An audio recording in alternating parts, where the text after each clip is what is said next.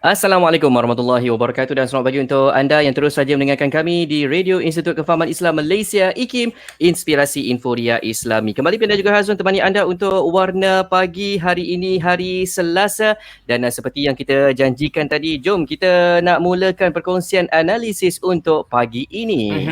Alhamdulillah, tetamu ataupun sahabat kita hari ini biasanya akan bersama untuk majlis bacaan Yasin malam Jumaat, iaitu para asatizah dari Majlis Agama Islam Negeri Sembilan. Tapi hari ini untuk analisis, kita ada segmen yang special, istimewa. Kita nak bincang tajuk kaunseling dalam pengurusan stres. Makna kata kita ada para kaunselor dari Majlis Agama Islam Negeri Sembilan untuk bersama kita hari ini. Ya, kepada anda semua yang mungkin hari ini ataupun berasa tertekan hari ini, jom sama-sama kita ikuti perkongsiannya. Termasuk juga bagi mereka yang mungkin dalam keadaan yang tenang saja pun, anda boleh bersama kami pagi ini untuk kita sama-sama tambah ilmu berkaitan tentang kaunseling dalam pengurusan stres. Kita nak bersama dengan dua orang tetamu kita, kaunselor kanan di Majlis Agama Islam Negeri Sembilan, iaitu Al-Fadhil Ustaz Wan Aminuddin Wan Abdullah, dan juga seorang lagi kaunselor juga di Mains, iaitu Al-Fadhil Ustaz Hatta Osman pagi ini. Assalamualaikum Ustaz Wan, Ustaz Hatta. Waalaikumsalam warahmatullahi Pian dan juga Hazwan. Ya, apa khabar kita? Baik? Sihat? Baik, alhamdulillah. Sihat Pian semuanya. auto nagori tu tak adalah, dia auto. Apapun, terima kasih Ustaz Wan dan Ustaz Hatta, dua orang kaunselor kita dari Majlis Agama Islam Negeri Sembilan. Hari ini kita bukanlah kita nak meluah rasa ataupun nak ada curhat-curhat, tak ada, tapi kita nak belajar daripada kaunselor kita kepentingan dan juga bagaimana kaunseling itu dapat membantu kita menguruskan stres. Baik, untuk memulakan perbincangan ni, mungkin Ustaz Wan nak kongsikan dulu kenapa kita kena jumpa kaunselor dan macam mana agaknya sahabat-sahabat kaunselor kita di Majlis Agama Islam Negeri Sembilan, Ustaz. Okey, Assalamualaikum warahmatullahi taala wabarakatuh. Bismillahirrahmanirrahim. Arsala rasulahu bil huda wa dinil haq liyuzhirahu 'ala ad-dini kullih walau karihal musyrikun.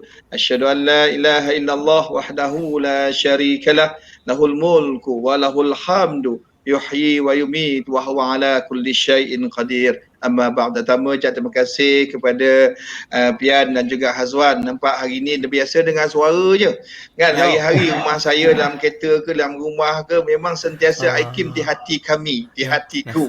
Kan, dan senantiasa kami dengan Hakim lah, insya-Allah. Dan juga sahabat saya Ustaz Hatta Osman. Jadi alhamdulillah tuan-tuan dan puan sekalian, hari ni berkesempatan lah dalam radio Hakim ni. Tak pernah lagi dalam radio Hakim ni. Ingat ke besar tak boleh masuk, rupanya masuk juga, sampai juga radio Hakim walaupun kita di utara sama-sama ya. Jadi tuan-tuan dan puan sekalian, berbalik masa kita waktu yang terbatas ya, berbalik kepada persoalan yang Pian nyatakan kepada kami ya, berkenaan dengan kaunseling ni ya, tuan-tuan dan puan sekalian. Kaunseling ni ialah manusia ni tidak ada yang tidak ada masalah. Tidak ada yang tidak ada masalah. Itu dia punya kod dia. Kan, kalau sesiapa yang menyatakan bahawa dia tak ada masalah, maknanya kita kena cek 3-4 kali. Kan, dia ni demam ke, panas ke, apa ke tidak kan?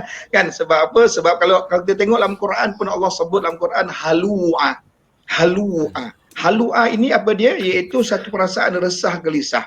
Jadi rupa-rupanya memang Allah ciptakan built-in manusia ini, dia memang ada perasaan halu'a, resah gelisah. Ya. Jadi oleh kerana itu makanya apabila kita bercakap tentang perlu ke tidak, ramai orang mempunyai kaedah untuk memberikan pengeluahan ya. Ramai yang menyatakan ada kaedah tersendiri, ada yang kata nak pilih monolog, cakap sendiri-sendiri kan, duduk dalam bilik tu ontok-ontok seorang-seorang dalam bilik tu kan, cakap seorang-seorang lah kan. Ada yang pilih tulis kat kertas Facebook, blog ke apa ke, ada yang FB ke apa, ada yang luahkan sebegitu, ada yang nak lukis lah mana-mana ke kan, sampai kadang buat meyul kat mana-mana pun.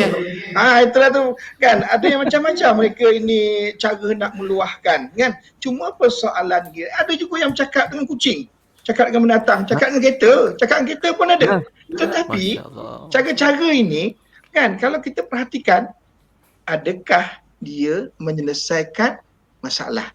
Ini penting. Adakah cara yang dilakukan itu menyelesaikan masalah? Tenang ke dia?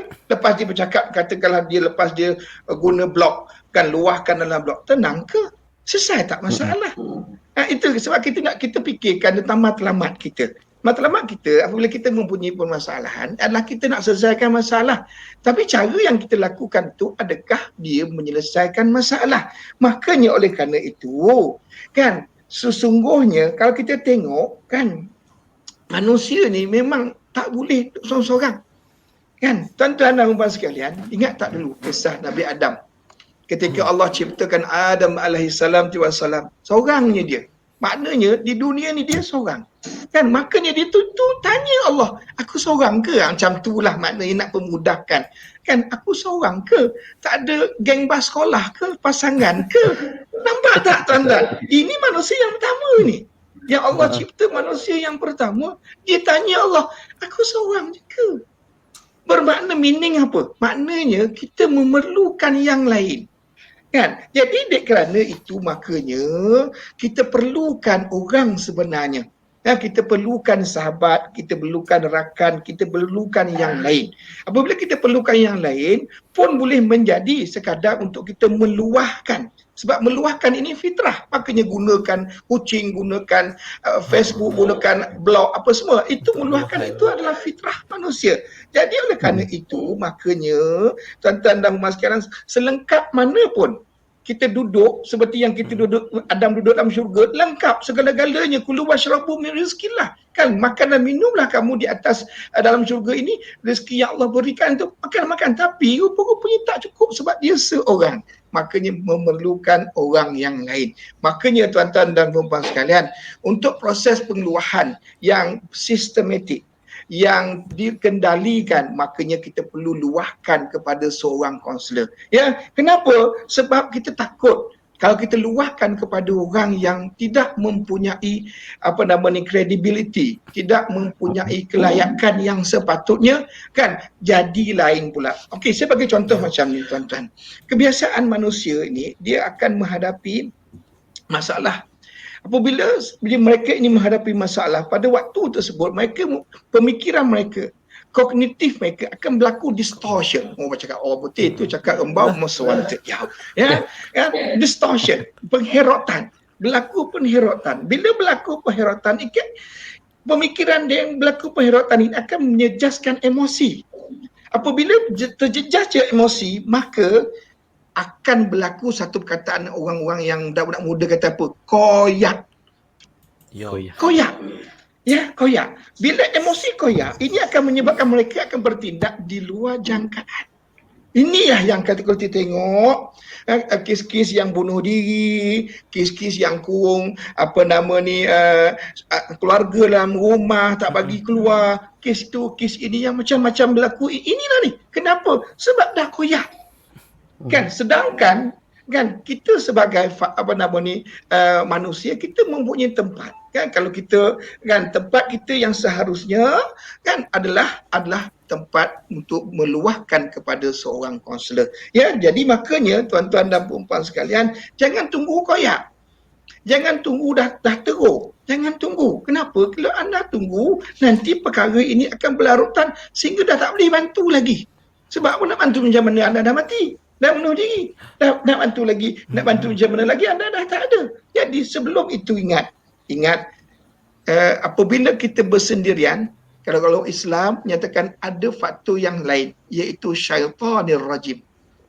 Kena ingat, syaitan akan masuk min hablil warid, di antara pembuluh-pembuluh darah. Kita takut ketika kita monolog seorang-seorang, kita bercakap seorang-seorang, kita fikirkan seorang-seorang, pada waktu itulah syaitan akan cilok. Setan akan mengambil tempat untuk meracuni kan pemikiran kita untuk melakukan perkara-perkara yang lain. Makanya jangan tunggu parah. Jangan tunggu nasi jadi bubur. Cegah sebelum parah, preventive better than cure. Makanya datanglah jumpa kaunselor. Datanglah jumpa kaunselor. Dengan datang jumpa kaunselor itu, insya-Allah kan anda akan mendapat celik akal. anda akan mendapat permasalahan tersebut keadaan diri anda dan punca sehingga boleh kita rawatkan bersama. Makanya Islam adalah solution, satu agama yang paling baik, solution without problem. Faham tak tu Pian? Azwan faham tak? Solution without problem. Islam ni satu agama yang menawarkan solution without problem. Dia tawarkan penyelesaian dulu, problem belum ada. Sebab apa? Makanya kalau kita tengok dalam Quran, dalam hadis, banyak perkara-perkara yang diceritakan oleh Allah, kisah-kisah Ad, Samud, kan mereka punya masalah kan. Makanya kenapa kisah-kisah itu diceritakan? Ini nak bagi tahu, ini dia permasalahan yang dihadapi oleh orang-orang yang dahulu kan. Aku bagi tahu kepada engkau kan, jangan buat macam tu. Jadi bila kau tak buat macam tu, kau akan tenang, kau akan selamat, kau tak stres. Tapi kalau kau buat macam tu, kau akan jadi seperti mereka. Terima kasih. Wallahu a'lam. Wah, Masya Allah. Terbaik. Ustaz Wan memulakan kisah kenapa kita kena bercerita kat kaunselor. Kena kongsikan rasa itu supaya dapat dibantu, diberikan nasihat. Cuma tadi Ustaz Wan sebut tentang koyak. Itu memang istilah terkini lah Ustaz kan sekarang. Orang faham dah kalau istilah koyak tu adalah mungkin satu masalah yang sedang dihadapi oleh sahabat kita ataupun ujian. Macam mana Ustaz Atta, kita kalau kaunselor mungkin dia boleh baca, nampak kening berkerut tu kan, sambung kadang-kadang kening tu kan, boleh tahu macam ini mungkin ada masalah ni. Tapi kalau masyarakat nak kenal pasti individu yang koyak tadi tu, yang ada masalah, Ustaz Atta? Okey. Masyarakat macam mana nak kenal pasti individu atau masyarakat yang koyak. Koyak tadi tu saya boleh faham apa yang Ustaz Ami bagi tahu, kita berada dalam keadaan stres. Tapi apa yang saya nak bagi tahu juga, kita sekarang ni hidup dalam 4th Industrial Revolution, 4IR, di mana kita sekarang ni dalam dunia yang penuh dengan kemodenan, kemajuan, dan kita hidup di negara yang membangun. Jadi bila kita kata kita hidup di negara yang membangun, kita nak mencapai macam-macam objektif dan macam-macam matlamat untuk kita capai, daripada peringkat atasan sehinggalah ke peringkat bawahan. Jadi dalam kita nak mencapai apa yang kita nak, stres akan ikut, stres akan ada. Kita tak boleh lari daripada stres. Stres memang akan ada. Jadi macam mana kita, isunya sekarang macam mana kita nak urus, macam mana kita nak tahu itu adalah stres.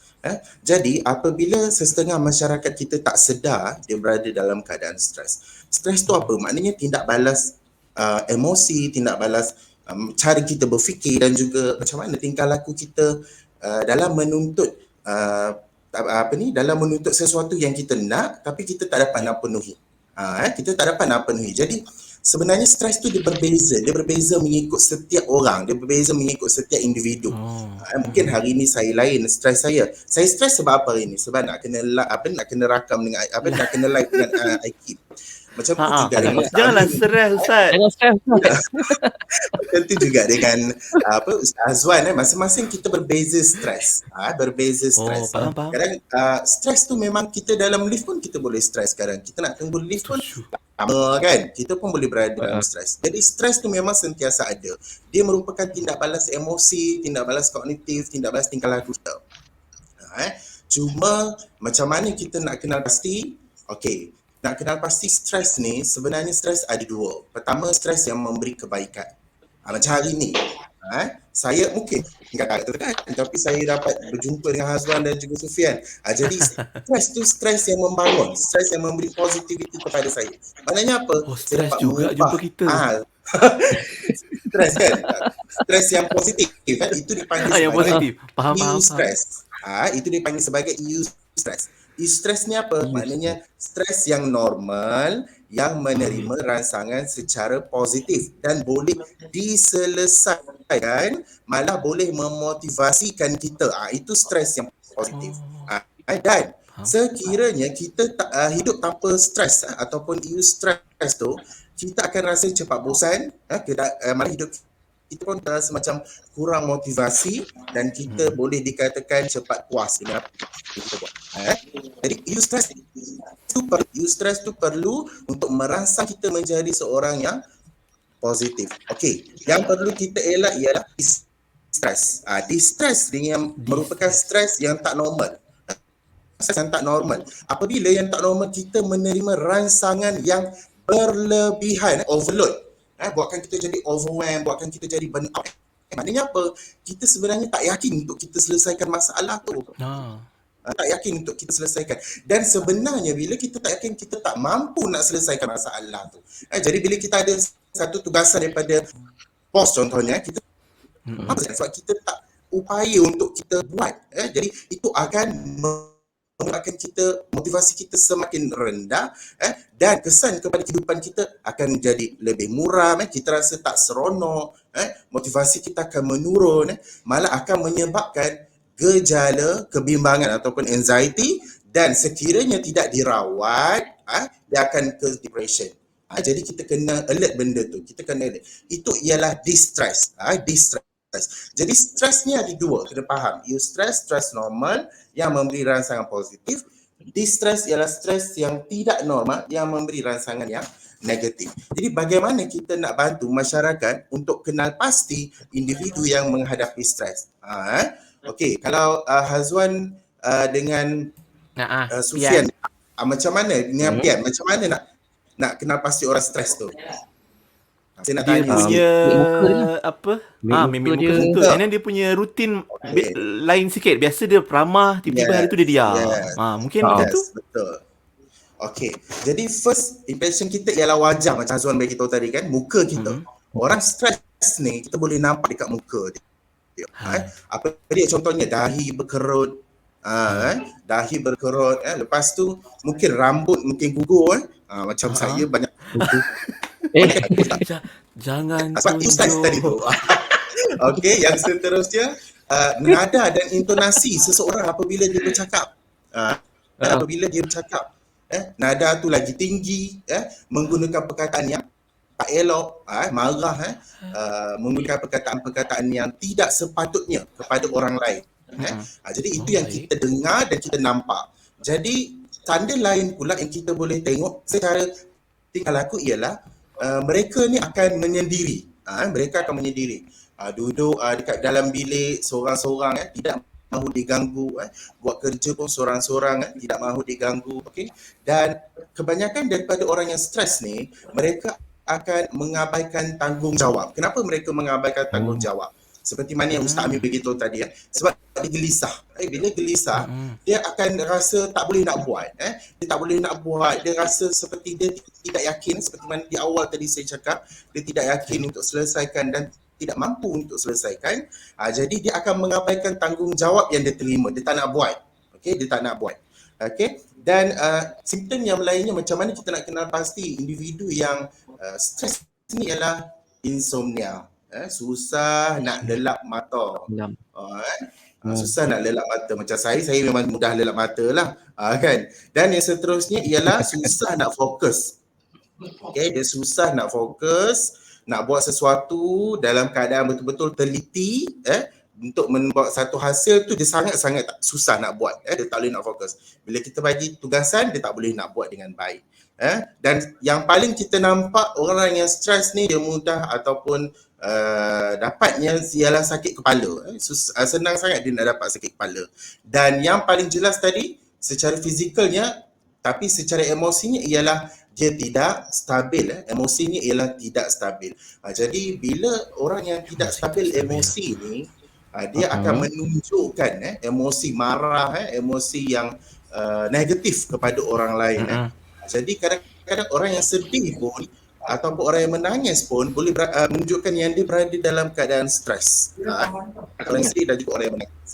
Sebab ada setengah orang bila dia kena marah, dia tak marah balik tapi dia menangis. Jadi menangis tu pun salah satu terapi untuk dihilangkan stres. Jadi kita kena belajar macam mana nak lepas individu yang menghadapi stres. Jadi itu antara simptom-simptom yang kita boleh nampak di kalangan masyarakat kita ataupun secara individunya, bagaimana seorang menghadapi stres. Alright. Baik, terima kasih Ustaz Hatta. Jelas, terang dan nyata apa yang Ustaz Hatta bagi tahu tadi, tanda-tanda macam mana nak mengenali seseorang yang stres. Macam Ustaz Hatta sebut tadi lah, kadang-kadang nak masuk lift pun, nak tunggu masuk lift tu pun stres. Sebab sekarang kan tempoh pandemik COVID kan, kita risau nanti berapa orang lah masuk lift ni kan. Satu hal, dah masuk lah, tiba-tiba lah ada bau. Alah, hai, lagilah stres kan. Jadi, jangan stres. Kejap lagi kita nak cerita Ustaz Ustaz Wan mungkin nak sambung cerita dalam tempoh pandemik COVID-19 ni Ustaz kan. Macam mana kita nak bantu, nak kawal diri dengan sikap individu yang mungkin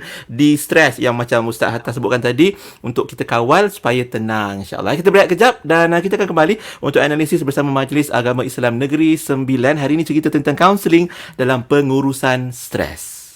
Ya, anda yang lain, kalau anda yang tengah dengar di radio tu nak bersama-sama kami, tonton kami secara live di Facebook dan juga di YouTube IKIM pun boleh juga, dan juga mungkin anda boleh tinggalkan juga komen-komen anda tentang perasaan anda hari ini. Kalau katakan anda stres ke, biasanya apa yang anda buat, apa yang anda lakukan, anda boleh tinggalkan komen di YouTube termasuk juga di Facebook IKIM FM ya. Kan, kalau dapat jumpa kaunselor, apa benda yang anda nak luahkan pada kaunselor, boleh kongsikan. Kita berehat seketika, terus dengar Radio IKIM 20 tahun. Inspirasi Inforia Islami. La haula wala quwwata illa billahil aliyyil azim. La haula wala quwwata illa billahil aliyyil azim. La haula wala quwwata illa billahil aliyyil azim. La haula wala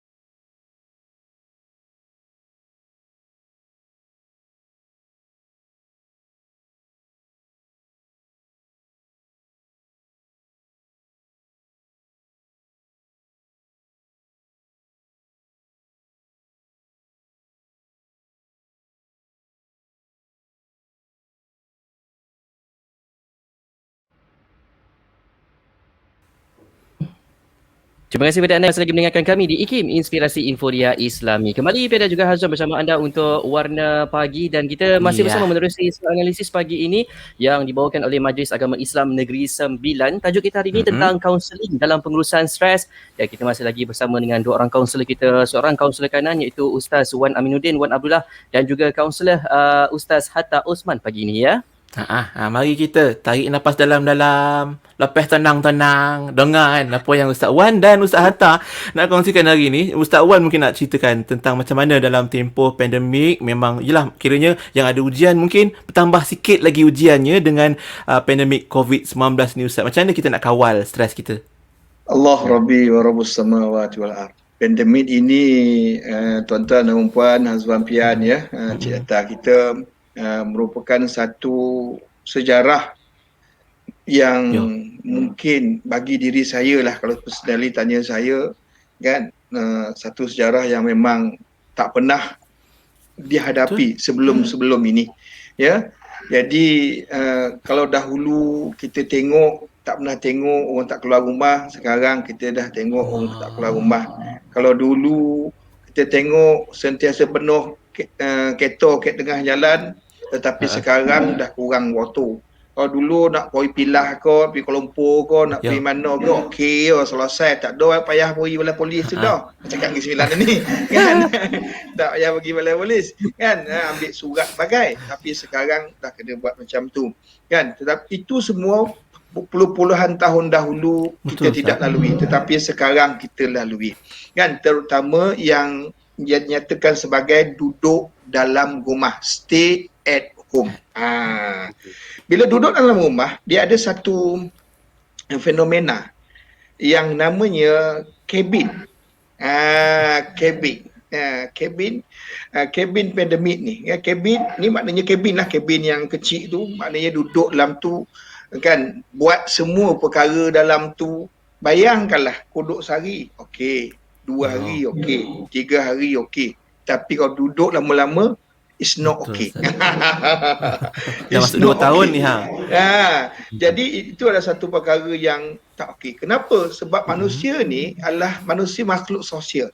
Dia bebas. Walaupun kita mempunyai kecanggihan alat, kita boleh walaupun tak keluar tapi boleh bercakap pakai WhatsApp, pakai video call kan, tak boleh jumpa dengan mak abah kat kampung, video call je kan, video call boleh tengok, boleh Skype, boleh chat, boleh apa, boleh, semua itu dilakukan, boleh, memang boleh, tetapi dia tak sama dengan kita lakukan live, dengan kita lakukan sebegitu. Jadi tak sama, walaupun orang kata lebih kurang je, tak kan. Personally kau tanya saya nak jumpa mak saya. Pasal saya masih ada mak, makna balik kampung cium tangan dia. Kalau kita tengok TV, kalau tengok kita buat Skype lah, kita buat apa nama video call, boleh tak cium tangan? Tak boleh. Cium skrin start. Cium skrin lah tu saya kata. Memang tak sama. Betul. Cium handphone. Benda tu memang tak sama. Jadi oleh kerana tak sama kan, makanya itu yang akan menaikkan lagi ketekanan yang berada di dalam manusia. Ditambah lagi pula bila satu-satunya benda yang paling esensial dalam kehidupan manusia iaitu mata pencarian. Apa dia Ustaz? Mata pencarian. Ya, dulu pilot naik kapal terbang, sekarang naik motor buat Grab. Dulu tak pernah dengar fenomena tu. Fenomena pilot naik motor. Betul, naik motor BMW 1200cc, 140,000. Itu ya. Sekarang ni naik motor capture bawa Grab ke apa benda belakang tu. Tak pernah dengar. Dulu kita tak pernah dengar ini. Tapi sekarang kita dengar. Dan ini menimbulkan satu tekanan yang begitu hebat apabila perkara yang esensial di dalam kehidupan kita yang mana kita perlu, kita kena ada, tiba-tiba tak ada. Tiba-tiba tak ada. Maka beruntunglah mereka yang beringat. Yang mereka yang melakukan ekonomi seperti yang Nabi Yusuf nyatakan, iaitu mereka mempunyai pendapatan buffering dia 7 tahun. Walaupun apa yang terjadi kehadapan 7 tahun, mereka dah ada simpanan kan, maka mereka akan jadi steady, tidak menjadi permasalahan bagi mereka. Tetapi bagi mereka yang waktu dulu belanja gila-gila, kan beli kereta mewah, beli rumah mewah, seraloi mewah kan, dan beli kadang-kadang melebihi pendapatan kan, tinggal ciput-ciput habis bulan, belum habis bulan gaji dah habis. Habis bulan-bulan belum habis tapi gaji dah habis. Kan itu semua akan menjadikan kan, menjadikan Biasa tu, biasa. menjadikan tekanan. Kan sekarang kita kena ingat, bukan permasalahan yang penting. Apa dia Ustaz? Statement. Bukan permasalahan tu yang penting. Ya, tetapi bagaimana cara kita mengendalikan permasalahan itu, itulah yang paling penting. Kenapa Ustaz kata macam tu? Sebab masalah yang kita hadapi yang dah berlaku. Kena buang kerja, so what? Apa boleh kita buat? Kan? Kena tutup kedai, so what? Sebab benda dah berlaku. Tetapi kehadapan benda yang belum berlaku. Belum berlaku kehadapan. Makanya apabila kita nak menghindari stres ini, kita must look forward. Kena tengok hadapan, move on. Kan kena bergerak. Sebab kalau kita static, kita kena buang kerja. Kita duduk menung. Kenapa aku buang kerja? Setahun ada 300. Tapi kenapa aku 3-4 orang kena buang? Selesai masalah tak? Takkan selesai. Kenapa takkan selesai? Pasal duduk. Tidak ada apa-apa. Memikirkan perkara yang dah berlaku. Sedangkan kita dituntut untuk fikirkan ni. In future. Okay, kena, that's it. Kena buang kerja. Okay, letak tepi. Sekarang apa yang kita nak buat bagi mengantisipasikan, bagi hendak mengatasi kan perkara yang tersebut. Makanya saya nyatakan bahawa kan stres itu bagus. Tak ada stres ini diumpama bayang-bayang. Boleh pisah tak? Ada tak orang lomba dengan bayang-bayang? Kan dia bagi tahu apa? Dia dah tinggal bayang-bayang dia 5 tiang. 5 kaki di belakang. Dia normal ni. Lomba dengan bayang-bayang ni. Oh, kau tahu tak tadi? Aku dah kalahkan bayang-bayangku, padanku. Kau ingat apa? Kau ingat boleh menang? Ada tak itu? Itu orang gila. Itu tak betul. Kenapa bayang-bayang dengan dia punya tuan tidak dapat dipisahkan? Tidak dapat dipisahkan. Dia akan stay. Dia akan duduk bersama walaupun bagaimana orang itu berada. Makanya kalau kita nak lari daripada masalah, bermakna kita tidak akan selesai masalah. Okey. Sekarang ni stres, okay, it's okay. Tadi Encik Atta dah nyatakan stres baik, stres tak baik apa semua. Kan kenapa ada stres baik, stres tak baik? Sebab stres itu built in. Bayang-bayang, ingat tak? Stres itu bayang-bayang. Ni analogi dia, bayang-bayang. Dia duduk dengan kita. Jadi bagaimana kita kontrol stres itu adalah merupakan satu perkara yang baik. Okey, kita tak nak gagal. Okey, that's it. Kita pandemik, kita kena buang kerja. That's it. Kita tak nak gagal. Kita stres. Kerana itu, kita kena gunakan manfaat positif stres. Kerana tak nak gagal, kita bangun berusaha. Nampak tak? Kan kita takut gagal stres. Kita takut stres ni. Macam mana pula? Aku ada anak bini. Aku ada rumah nak bayar. Aku ada kereta nak bayar. Kan? Jadi stres ni tak apa. Jadi stres itu, kalau stres yang baik, kita gunakan stres itu untuk membangun, develop ourselves. Bangun, okey, buat benda kecil-kecil. Dulu tak pernah buat. Tak pernah buat. Pergi jalan jual tak pernah buat. Dekat rumah saya ada pramugari yang jual tepi jalan. Kan? Rumah saya marah pergi kedai tu. Sajalah. Banyak benda tu tahu. Tapi Ustaz dah cerita ni, orang dengar ni, orang dengar. Allah, radio pula kan? Allah, dah baca dah. Allah, Rabbi. Kan? Ada betul. Jadi Pengalaman. bermakna nak bagi tahu, dia adalah seorang yang hebat. Walaupun dulu orang kenal dia sebagai sebegitu figure dia, tetapi dia sanggup duduk tepi jalan pakai payung, jual nasi lemak. Allah.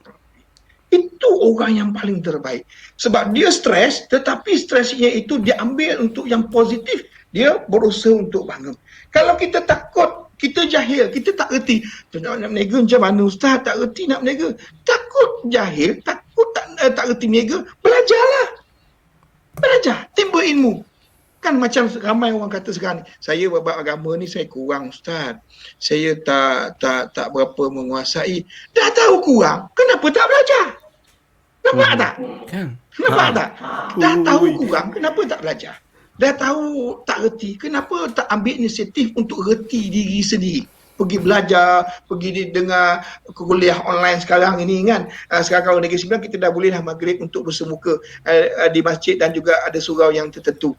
Kan? Pergi. Kenapa duduk di rumah? Ya, kenapa tak boleh melayari YouTube yang lain? Kenapa tak boleh melayari online ustaz-ustaz ceramah? Ustaz-ustaz berkongsi permasalahan sebab takut kata tak reti. Okey, tak reti cari. Kan takut rasa berdosa. Kan rasa berdosa, takut Allah, rasa berdosa, iman tak kuat. Kenapa tak tambahkan ibadah? Kan tahu kan? Kan siapa tak tahu zina itu haram. Semua ni contoh-contoh. Semua orang tahu. Tapi kenapa berzina? Cuba tangkap orang yang berzina tu. Tanya dia, tahu tak zina ni haram? Semua tahu. Tapi kenapa berzina? Oh, pasal kurang iman. Dah tahu kurang iman, tingkatkan keimanan. Nampak tak? Maknanya kita positif ke, kita negatif ke, it's up to you. Kembali kepada diri kita sendiri. Bukan masalah pandemik. Pandemik kita tak boleh ubah. Kuman tu kita tak nampak pun. Mana coronavirus ni teropong. Tak apa. Teropong tak jumpa, kecuali pakai teropong-teropong yang canggih-canggih itu, mikroskop apa semua. Kan dah tahu kan? Dah tahu rasa tidak ada pencapaian ke diri. Kan tak boleh. Motivasikan diri. Berapa ramai kita tengok kisah-kisah bagaimana orang yang dahulu zero, start from zero tetapi sekarang dah jadi hero. Kan dah berjaya. Dan ada manusia yang kerana pandemik ni dia jadi lagi hebat daripada dia jadi seperti yang dahulu. Dulu tak pernah jadi imam dengan anak-anak. Ya, Azwan. Sekarang walaupun tanya ustaz, telefon ustaz aku. Telefon Ustaz Wan lah, macam mana nak baca khutbah raya ni? Assalamualaikum ustaz. Macam mana nak baca khutbah raya? Dah boleh baca khutbah raya. Nampak tak? Siapa sangka? Anak pun tercengang. Wih mai. Sama lah dalam TV. Nampak tak? Ini dia. Kan? Makanya dia kembali kepada diri kita. Bagaimana kita melihat problem itu. Bukan problem tu yang penting, tetapi bagaimana kita lihat. Bagaimana kita handle, bagaimana kita kendalikan kan akan permasalahan itu. Itulah yang paling terbaik. Makanya tuan-tuan dan puan sekalian, ya, walaupun kita berkata sebegini, ada juga manusia-manusia sebenarnya yang perlukan bantuan yang banyak. Maka kita tolong. Kita di Majlis Agama Islam ini kita banyak memberi, kan, banyak menolong insya-Allah kepada orang-orang yang kena pandemik yang dahulu tidak ada masuk pun dalam daftar asnaf kita. Tetapi sekarang dah ada. Dan bahkan daftar asnaf kita sekarang ni dah meningkat. Kenapa meningkat? Kerana pandemik ini. Tetapi kan ingat tak dulu ada dalam TV RTM ke apa tu hari yang saya tengok yang Main punya tu yang di Polisen tu, seorang yang tu kita bantu, walaupun dia dulu pernah hebat tapi sekarang dia tak hebat, tetapi dia mempunyai lagi hebat, mempunyai kendiri yang lagi hebat walaupun dalam keadaan serba kekurangan, OKU, cacat, sakit kan, tetapi dia masih memboleh untuk mencari rezeki bagi keluarga dia. Dan yang paling hebat, apa dia tuan-tuan? Ni OKU. Apa dia? Dia nyatakan apa? Dia tidak akan memandang perkara yang boleh menyebabkan dia ini tidak boleh ke depan. Makanya tuan-tuan dan puan sekalian, dengarlah. Sesungguhnya permasalahan yang telah berlaku tidak boleh kita lakukan perubahan, tetapi kita boleh melakukan perubahan diri kita, bermula dengan diri kita dan untuk kehadapan kita. Makanya tuan-tuan dan puan sekalian, tengoklah apa kehadapan yang boleh kita lakukan. Jangan pandang lagi yang belakang. Belakang tu menjadi iktibar untuk kita semua. Terima kasih. Ya, Alhamdulillah. Teringat gambaran atau analogi kita bawa kereta lah Ustaz kan. Memang kena pandang depan. Kadang-kadang tu tengok side mirror kiri kanan ataupun cermin pandang belakang tu sekali-sekala boleh lah untuk iktibar, ibrah kita kan. Cuma mungkin Ustaz Atta boleh sambung pula. Mungkin ada antara kita bila kita nak move on tu, ada orang dia mudah move on. Macam Ustaz Wan sebut tadi, insya-Allah ada je caranya. Dia nampak ujian tu satu peluang. Tapi Ustaz Atta, ada orang mungkin dia nampak macam contoh kalau masalah COVID ni kita tak nampak virus dia. Jadi itu satu ujian yang kita tak nampak. Ada orang dia ujian ni nampak tapi itulah yang menghambat dia untuk move on, Ustaz Atta. Jadi memberatkan lagi kehidupan, memberatkan lagi masalah. Jadi macam mana kes-kes yang macam ni? Apa nasihat terbaik Ustaz? Kita unmute. Okey. Okey, dengar Alright. Ya. Jadi nampak dengan tak nampak. Nampak dengan tak nampak. Yalah macam COVID lah kan. Kita memang tak nampak COVID. Tapi kerana kesan COVID tu kita boleh nampak stres kita. Apa yang berlaku pada COVID, apa yang kita berlaku kerana COVID boleh nampak. Tapi setiap apa yang berlaku ada hikmah dia. Jadi ada setengah di kalangan kita ni yang boleh move on, ada setengah yang tak boleh move on. Okey, nasihat saya semua kena move on.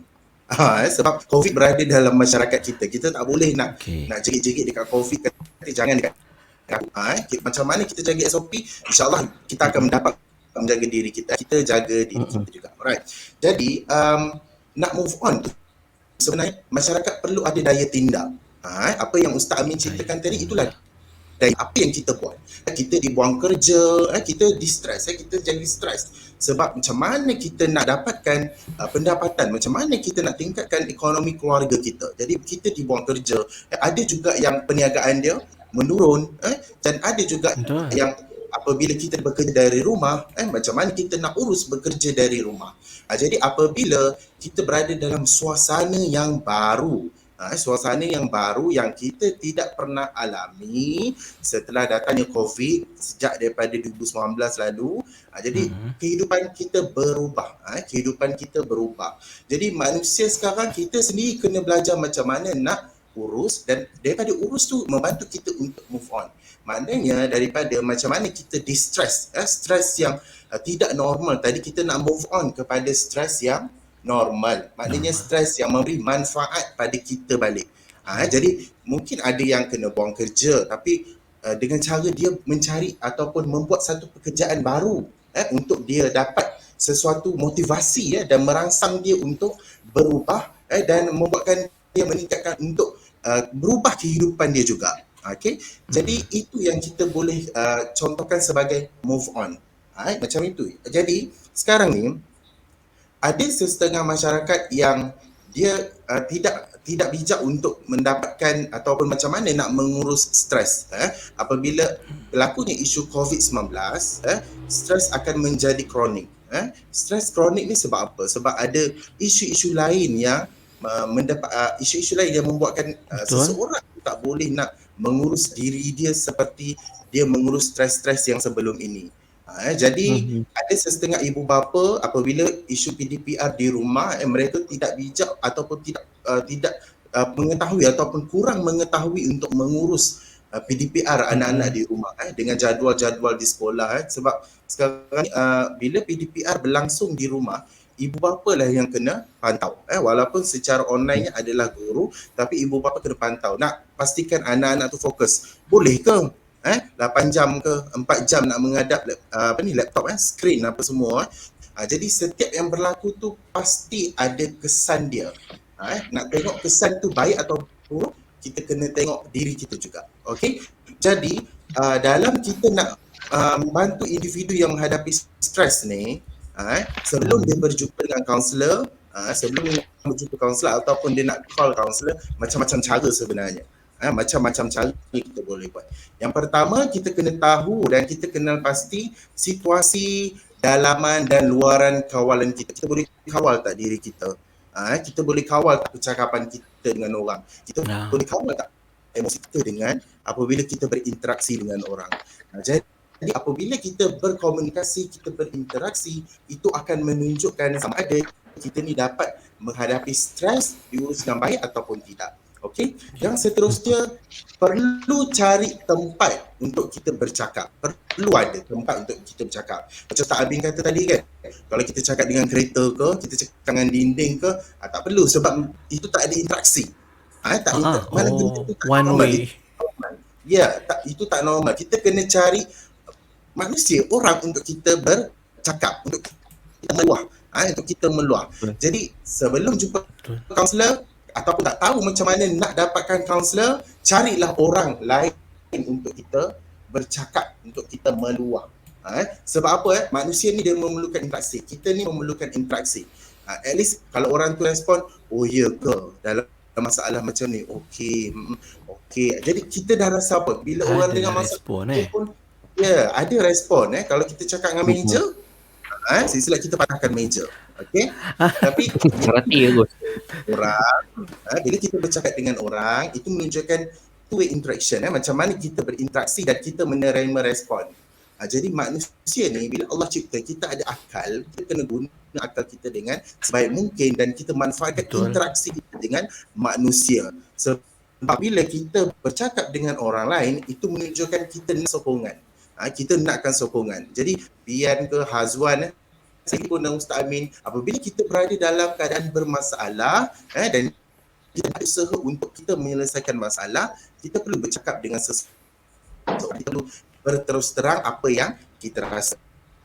Itu sekiranya tips sebelum kita berjumpa dengan kaunselor. Okey, yang seterusnya pula, bagaimana kita nak masingkan tugas yang berat dengan tugas yang ringan. Kita kena nilai diri kita dulu. Kita nak buat sesuatu tugas yang berat ataupun kita nak buat tugas yang ringan dulu. Kalau Pian macam mana Pian? Saya lupa yang masuk batu dalam botol tu kita masukkan yang besar dulu. Lepas tu baru kita masuk pasir kecil. Okay. Betul tak macam tu? Okey. Ya, betul. Itu subjek. Itu punya pemikiran. Macam mana dengan Hazwan? Oh, saya pula. Kita dah ada sesi kaunseling ke apa ni? Kau pun nak selesaikan tugas kecil. Alamak. Saya nak uji. Kalau saya settlekan mana-mana yang remeh dululah. Itu baru saya fikirkan yang kecil tu. Sebab yang remeh tu kadang dia akan membuatkan saya sukar untuk fikirkan untuk selesaikan masalah yang berat tu. Okey. Itulah langkah yang sesuai sekiranya kita berada dalam keadaan tekanan. Waktu itu kita selesaikan yang ringan dahulu. Kita selesaikan yang ringan dulu. Okey. Yang berat tu bukan kita abaikan tanggungjawab. Abaikan tanggungjawab tu maknanya kita memang dah tak boleh buat, kita serah pada orang lain yang tertekan sebab kita. Itu kita tak nak. Tapi kita tangguh ataupun tunda dulu. Maknanya apa? Perlukan masa. Bila perlukan masa, perlu ada perancangan macam mana nak buat kerja atau tugas yang berat. Kena faham dan kena clear. Okey? Maknanya dahulukan yang ringan dahulu. Okey? Seterusnya, kita kena ambil masa diri kita. Kita kena rehat. Kena tidur. Kena sentiasa untuk berfikiran positif. Kena relax dan kalau boleh dalam keadaan kita menghadapi stres lagi bila COVID-19 ni, kita luangkan masa dengan membuat hobi ataupun apa-apa yang kita rasa boleh meriangkan hati kita, terutamanya dengan terutamanya dengan keluarga sebab sekarang banyak isu keluarga Pian dengan Azwan. Banyak sangat isu keluarga. Sedangkan sebenarnya kita bermasalah sebab apa? Kita nak kasih sayang. Sedangkan kasih sayang tu ada. Kasih sayang tu ada. Macam mana agama kita juga menuntut untuk kita sentiasa berkasih sayang. Jadi manusia bila berada dalam keadaan stres, bila kadang-kadang dia mencari kasih sayang. Jadi bila dia tak dapat kasih sayang, dia akan guna cara lain. Dia akan guna cara lain untuk dia dapatkan apa yang dia nak. Jadi kita kena faham. Kita kena faham kat situ dalam kehidupan kita ni stres sentiasa ikut. Dan dalam melakukan sesuatu untuk kita menangani stres ataupun kita mengurus stres, kita memerlukan orang lain. Jadi bagaimana nak memerlukan orang lain? Kita perlu ada rasa berkasih sayang. Baik. Okey. Setakat itu sahaja Pian. InsyaAllah. Maknanya ada insan, individu yang sudi mendengar luahan perasaan kita, yang penting kita luahkan. Perboraklah insyaAllah. Ada yang paling penting sudi mendengar dan insyaAllah akan ada nasihat-nasihat dan solusi yang terbaik. Kita nak berehat kejap. Kita pun sebenarnya dah 48 minit, dah hampir 50 minit kita ke udara ni. Kejap lagi kita akan nak cerita lebih sikit lah tentang macam mana keistimewaan kaunseling di Majlis Agama Islam Negeri Sembilan dan juga mungkin apa nasihat-nasihat dan harapan daripada dua orang kaunselor kita dari Majlis Agama Islam Negeri Sembilan untuk analisis hari ini. Ya, kita berehat dulu Ustaz Wan dan juga Ustaz Hatta akan kembali selepas ni. Dan untuk sahabat-sahabat semua, anda juga boleh sharekan juga perkongsian untuk Facebook live kami pagi ini. Moga-moga kita dapat memberi manfaat sama kepada sahabat-sahabat kita yang berada di luar sana. Okey, kita berehat seketika ya. InsyaAllah. Jangan ke mana-mana, terus dengar Warna Pagi di Radio IKIM 20 tahun. Inspirasi Inforia Islami.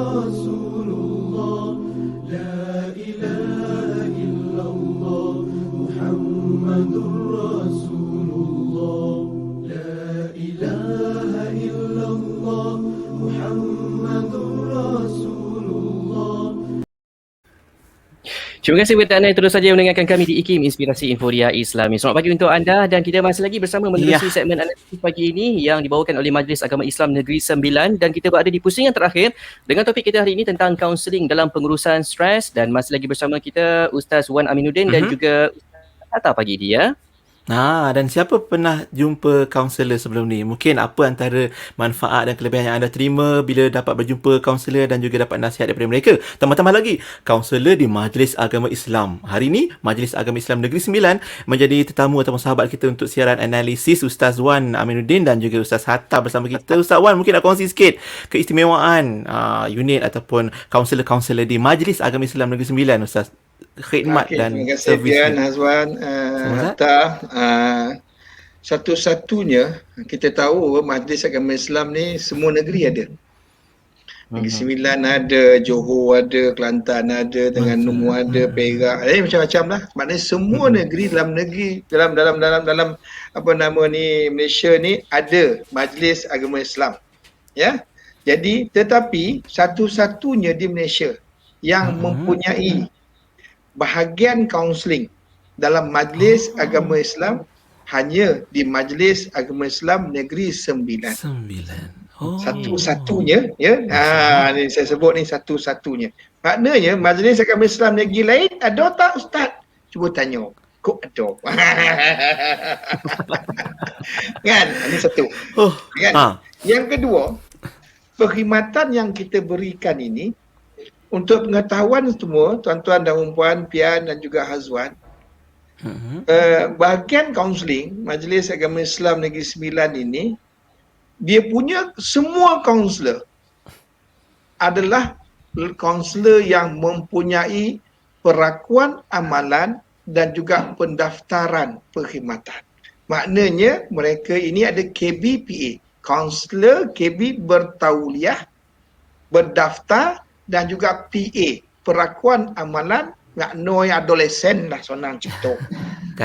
Adolesen. Yang macam kalau doktor dia ada APA dia.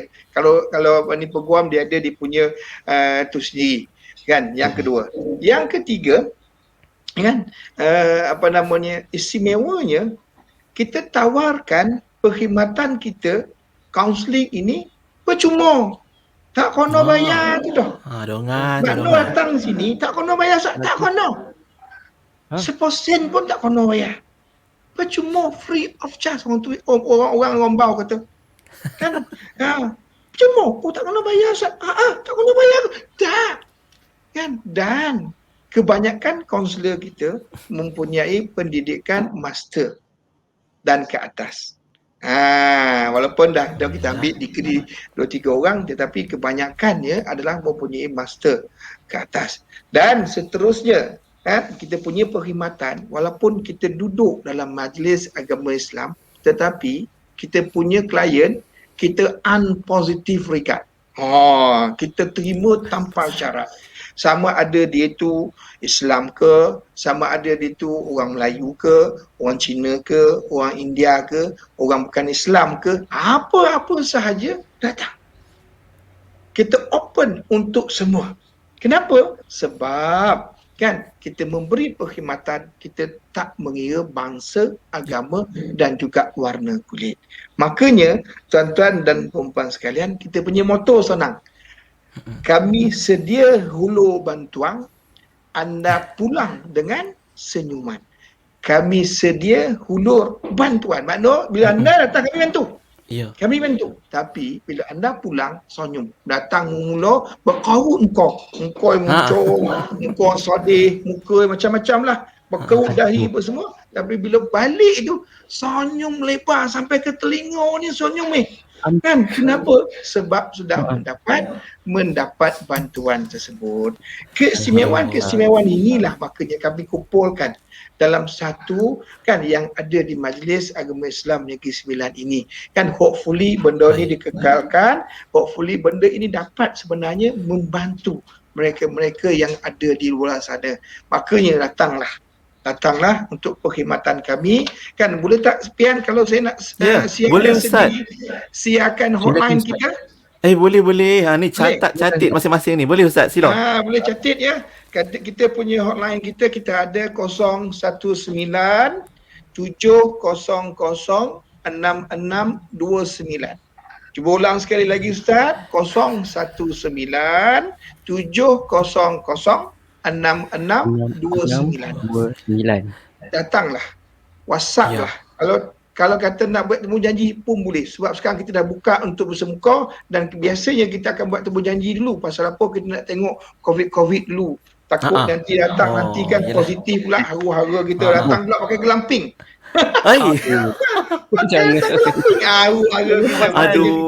Kita akan seleksi juga. Kenapa? Kerana sekarang kena macam tu. Kan makanya daftar dulu ya. Dan semua boleh datang ya. Maknanya kita terbuka ini bukan saja orang Negeri Sembilan. Semua boleh datang. Kalau misalnya kata nak rentas negeri kan kalau boleh lah. Kalau boleh lah bisa ambil surat tulis nak pergi mana ni? Nak pergi kaunseling main lah. Ni kalau dibenarkan datanglah. Maknanya seperti itu. Sebab perkhidmatan kita tidak hanya di Negeri Sembilan dan kita buka open seluruh Malaysia. Bahkan saya pernah mempunyai klien beberapa orang yang luar negara, Singapura kan, daripada Singapura 2 minggu sekali datang jumpa saya kan, 34 kali datang kan, saya sehinggalah tak datang 34 kali setiap 2 minggu datang sehingga tak datang. Kenapa tak datang? Mati, dia dah meninggal dunia. Saya telefon anaknya di Singapura yang menyatakan abah dia meninggal dunia. Allah Rabbi wa Rabbus samawati wal. Okey. Kita ada di Senawang, talian kita 06 679 221. Senawang 06-679-2215. Oh, Okey, kita ada di Rembau, okey, 06-685-7212. 685-7212. Kita ada juga di Port Dickson 06-647-21-2513. 647-2513. Kita pun ada di Kuala Pilah 06-482-1305. 482-1305. Kita pun ada di Tampit 06-4433-050. Dan kita pun ada di Jempol 06-455-3067. Semua talian ini boleh dihubungi. Kan misalnya orang Melaka nak datang Seremban jauh sangat, datang ke Tampit. Kan? Orang Pahang jauh sangat nak datang ke Seremban, boleh datang ke Jempol, kan sebelah Pahang saja. Kan? Orang Kuala Lumpur, Selangor jauh sangat, boleh datang ke Seremban. Orang-orang mana lagi pokok yang boleh datang lah. Kalau tak boleh datang, boleh telefon. Boleh telefon, kita boleh buat sesi secara online. Terima kasih. Ya, Masya Allah sekarang itu banyak kemudahan yang ditawarkan oleh Ustaz Wan, Ustaz Hatta, kaunselor-kaunselor kita di Majlis Agama Islam Negeri Sembilan. Ustaz Hatta, minta maaf kita terbabas masa ni sebenarnya. Kalau 1 minit perkongsian Ustaz Hatta, silakan. Minta maaf ya Ustaz. Boleh. Pesan saya kepada masyarakat dekat luar sana, jangan bila kita saya nak minta ubah persepsi bila kita pergi jumpa kaunselor. Sebab ada setengah persepsi kata kalau kita kaunseling ni hanya untuk orang bermasalah je. Malu, takut nak jumpa kaunselor sebab dianggap ini ada masalah besar. No, ubah persepsi anda, sila berjumpa dengan kaunselor untuk luahkan apa yang anda rasa, untuk kita tengok apa yang boleh kita bantu. Seperti mana yang Ustaz Aminuddin bagi tahu tadi, anda datang dengan bantuan, kita beri bantuan, anda pulang dengan senyuman. Itu yang kita tawarkan, insya-Allah. Alhamdulillah. Terima kasih Ustaz Atta. Itulah saya terbayang datang berentam, keluar balik tersenyum. Itulah yang kita harapkan insya-Allah. Bantuan, nasihat dan juga sesi kaunseling yang dibawakan khususnya oleh kaunselor kita di Majlis Agama Islam Negeri Sembilan. Hari ini kita dapat bersama dengarkan Ustaz Wan Aminuddin, kaunselor kanan kita, dan Ustaz Hatta Osman, kaunselor kita di MAINS ataupun Majlis Agama Islam Negeri Sembilan. Terima kasih banyak-banyak Ustaz Wan, Ustaz Hatta. Terima kasih. Ya, Sama-sama. Ustaz. Jumpa lagi insya-Allah. Assalamualaikum semua. Assalamualaikum. Amin insya-Allah. Baik, itu dia. Alhamdulillah sesi ataupun segmen analisis kita bersama Majlis Agama Islam Negeri Sembilan. Ya, jalankan segala perkongsian yang telah pun dikongsikan bersama dengan Ustaz Wan dan juga Ustaz Hatta tadi dapat kita sama-sama amalkan dan juga praktikkan dalam kehidupan kita. Moga-moga tak nak anda semua stres-stres lah ya, dan tenang saja ya. Kalau perlu dapatkan bantuan, berceritalah. InsyaAllah ada yang sudi mendengar. Kita berehat seketika, teruskan setia bersama kami. Lepas ni kita ada hebahan dari Fakulti Pendidikan UKM. Ya, dan apakah perkongsiannya, nantikan saja dan terus dengarkan kami di Radio IKIM 20 tahun. Inspirasi Inforia Islami.